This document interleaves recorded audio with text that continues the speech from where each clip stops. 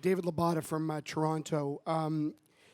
Obviously, people in this room know that there's very few people like you in the world that really, really get customer service. It's interesting you tell the story about Izzy, because I know Izzy as well, being from Toronto and grew up with his family. And what a lot of people maybe don't know is he started off being a bellboy through the ranks. And what the question is how much of the true art form of customer service is actually the ability to be taught? Is it an innate ability you're just sort of growing up with, like Tiger Woods is with golf, because you are the Tiger Woods of customer service? Or is it really something that you kind of have to learn at a young age, like an Izzy Sharp, going through the ranks and sort of, striving to be the top of the game? What a good question. Those kind of people made or born? Age-old question. And I want to ask you, does it matter what I say? Are we not going to come back to the same place? It is what it is. We're going to deal with these people. My 9,000 people aren't any different than the 9,000 I had at Bellagio, Mirage, Treasure Island, Golden Nugget, Beau Rivage, or any of the other places, or the one in Macau. They come to us looking for security for their families, to have a happy and clean workplace, and maybe, just maybe, find out something about themselves that they couldn't find out before. That's who we're going to see. When we hire them, we won't know whether they were born with it or we can teach it to them. Listen, we recruit for personality, we train for skill. But we recruit for personality. But honestly, how many people give bad interview?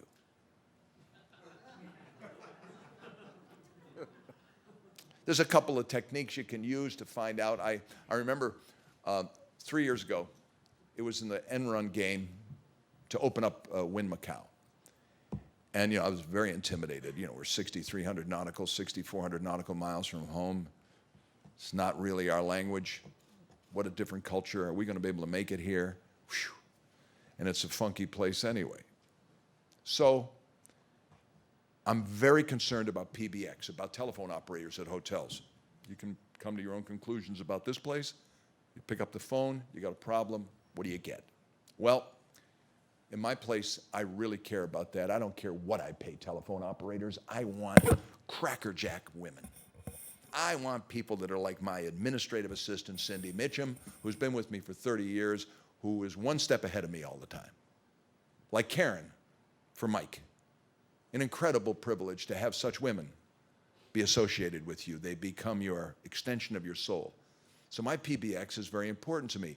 So I call up the young man in charge of our call centers, very, very smart young guy in Macau, and I say, how you coming? We had opened the interview process, and our stations were open, and we were interviewing hundreds and hundreds and hundreds of people a day, headed for an opening 7 months later. And I said to him, how you coming with PBX? He says, well, we've interviewed about 70 people. I got 12 that are going to be called back so far. But we're looking, incidentally, for 26. I said, it's a 600-room hotel. I said, okay. Have you got the applications of the 12 you like? He said, I got them in my office. I said, go get them. He comes back, puts the 12 applications on my desk at 5 o'clock in the afternoon in the Pearl River Delta in Guangdong province in the south of China. And I pick up the first one. Is this a cell phone? Yeah. Hello? Is this Teresa? Yes, who's this? Hi, it's Steve Wynn. Who? Steve Wynn, hello? I understand you applied for a PBX job at the new Wynn Macau. Yes, I did. Is this really Mr. Wynn? Yes. My goodness. I didn't expect this phone call. I said, that's really the idea. Where did I get you? She says, I'm on the bus going to night school. You called me on my cell phone. I said, well, Teresa, where do you work now? She says, I work for the government in the afternoon, and I'm really looking forward to getting the job. Is this really you? I said, yes, ma'am, it is. She said, you just picked up the phone and called? I said, well, I figure if you're applying for a PBX job, the best thing would be to do is call you. She says, that makes a lot of sense, Mr. Wynn.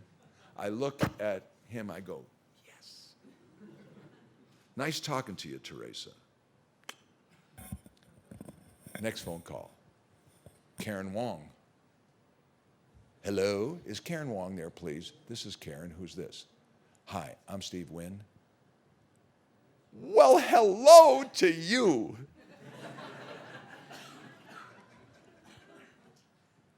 Don't need another thing. Yes. Third phone call. Third phone call. It's a true story. Can't remember her name for obvious reasons. Is this? Yes. Am I calling it a bad time? Who's this? Steve Wynn. I see. What can I do for you? You applied for a PBX job, a telephone operator's job at the new hotel. Yes. How do you feel about that? Well, I'm thinking about it. How much is it they're going to pay exactly? I said, I don't know. Uh-huh. Well, I'm certainly considering it. Thank you very much. No. No. No 1,000 times. I call people on the phone if they're for a PBX job. I mean, isn't that a common sense thing to do? Are they made or are they born? Both. The ones that are born light up the room. The ones that we make are the most wonderful of all because they come out of a shell, they find out something about themselves that they didn't know before, and that makes them feel very, very happy. And when someone feels very, very happy about something that has to do with us, well, that's as good as it gets. So I'm not so much concerned whether they're made or they're born because I'm going to have to deal